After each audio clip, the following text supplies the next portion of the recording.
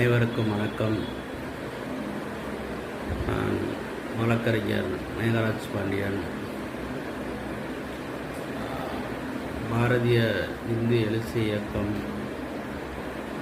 நிறுவனர்.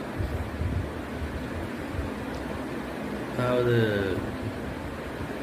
நேற்றைய தினம் திருப்பூர் மாவட்டத்தில் குமரக்கோவில் என்ற கோவில் இடிக்கப்பட்டுள்ளது.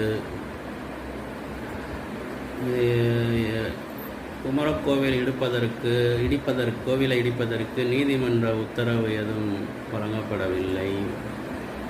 காட்டுப்பகுதியில் இருக்கும் கோவில் அரசாங்கத்திற்கோ இல்லை திருப்பூர் மாவட்டத்திற்கோ எவ்வித போக்குவரத்து நெரிசலோ வேறு எவ்வித இடையூறும் கிடையாது. அப்படி இருக்கும் பொழுது திருப்பூர் மாவட்ட நிர்வாகம் எப்படி கோவிலை இடிப்பதற்கு தாசில்தார் உத்தரவு பிறப்பித்தார்? நீதிமன்ற உத்தரவு பெற்ற எத்தனையோ சர்ச்சுகள் இன்னும் இடிக்காமல் கிறிஸ்தவர்களுடைய போராட்டம் காரணமாக இடிக்காமல் நிறுத்தி வைக்கப்பட்டது. தகவலை நிறுத்தப்பட்டிருப்பதாக செய்திகள் ஏற்கனவே செய்தியாக வெளிவந்துள்ளது. ஆனால் இந்து கோயில்களை மட்டும் குறிவைத்து தமிழ்நாடு அரசு இந்துக்களுக்கு தொடர்ந்து விரோதமாக செயல்படுவது வன்மையாக கண்டிக்கத்தக்கது. இந்து முன்னணியுடைய மாநில தலைவர் திரு காடேஸ்வரா சுப்பிரமணியம் ஜி அவர்கள் தாக்கப்பட்டிருப்பதையும் பாரதிய இந்து எழுச்சி இயக்கம் வன்மையாக கண்டிக்கின்றது.